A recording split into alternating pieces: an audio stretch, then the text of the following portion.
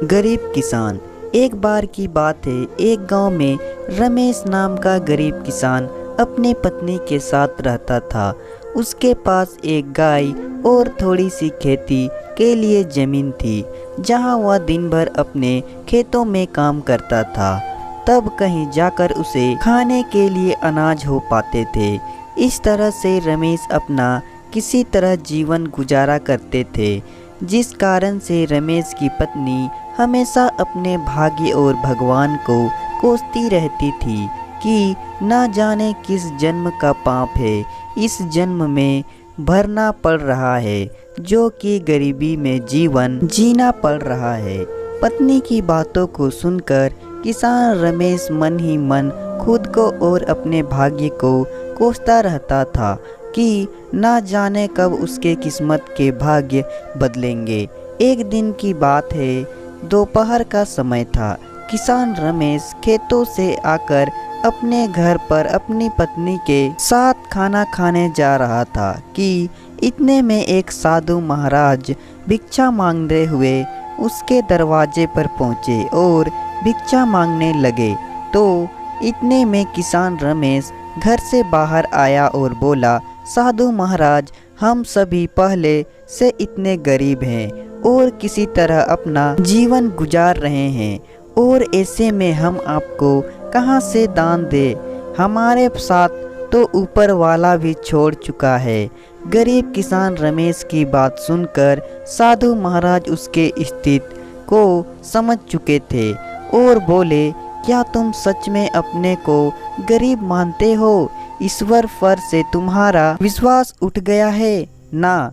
तो साधु की बातों को सुनकर हामी भर दी और किसान रमेश बोला, हाँ महाराज, हमारे साथ कुछ ऐसा ही है। अब आप ही चाहो तो आपके आशीर्वाद से शायद हमारी किस्मत बदल जाए। तो किसान रमेश की यह बात सुनकर साधु महाराज ने कहा, ठीक है, जैसा हम कहते हैं ठीक वैसे ही करते जाओ। तो गरीब किसान रमेश बोला, क्या करना होगा हमें जिससे हमारे अच्छे दिन आ जाएंगे और हमारी गरीबी दूर हो जाए?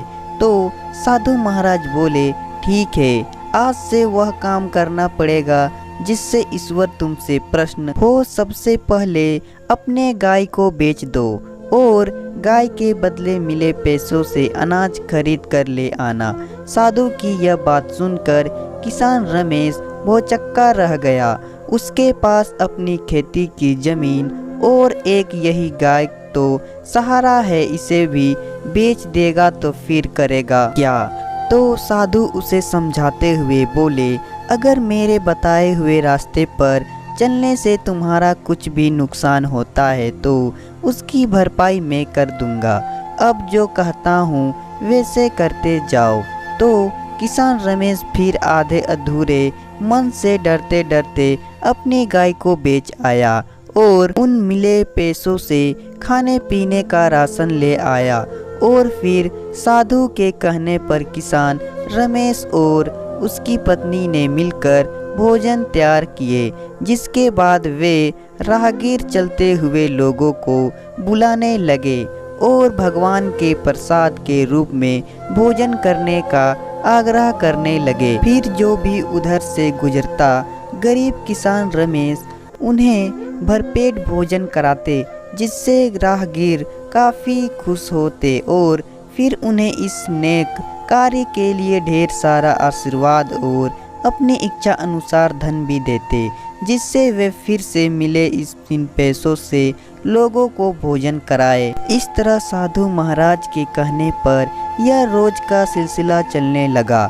हर दिन गरीब किसान रमेश अब मिले पैसों से भोजन प्रबंध करते, जिससे राह चलते लोग प्रतिदिन उसके भोजन करते और दान के रूप में किसान रमेश को कुछ न कुछ धन जरूर देते जाते, जिससे गरीब किसान रमेश के दान की बात धीरे धीरे दूर दूर तक फैलने लगी थी। फिर धीरे बड़े बड़े नगरों के सेठ, साहूकार, व्यापारी, राजदरबारी, जो कोई भी उस गांव से गुजरता उस किसान रमेश के यहाँ भी भोजन करता और बदले में किसान रमेश को इस महान कार्य के लिए ढेर सारा धन भी देते जाते थे, जिससे धीरे धीरे गरीब किसान रमेश मिले पैसों से अमीर होने लगा और अब एक गाय के बदले कई ढेर सारे गाय खरीद लाए और अपने भोजन कार्य को भी बढ़ाने लगा। अब किसान रमेश मन ही मन खुश होने लगा था। उसे अपने बदलते किस्मत पर भी भरोसा होने लगा था, जिसे देखकर साधु महाराज किसान रमेश का हाल पूछते हुए बोले, अब बताओ, तुम भी वही गरीब किसान रमेश हो या भी दिन रात मेहनत करते हो और ईश्वर के बताए गए पुण्य के मार्ग पर चलते हुए लोगों को भोजन कराते हो, जिससे अब ईश्वर भी तुमसे प्रश्न है। पहले जहाँ खुद के लिए मेहनत करते थे, खुद के लिए सोचते थे, लेकिन अब दूसरों के भलाई के बारे में सोचने लगे हो, तो ईश्वर भी अब तुम्हारे इस नेक कार्य में तुम्हारा साथ देते हैं। यानी हम सभी ईश्वर को कोसते जो जरूरी है, लेकिन ईश्वर के बताए मार्ग पर चल नहीं सकते। ईश्वर से पाने के लिए हर कोई इच्छा तो रखता जरूर है, लेकिन पहले ईश्वर के आशीर्वाद पाने के लिए खुद को वैसा बनना पड़ता है। यानी हम जैसा करते हैं, हमारे कर्मों के अनुसार ही हमारे भाग्य का निर्धारण होता है।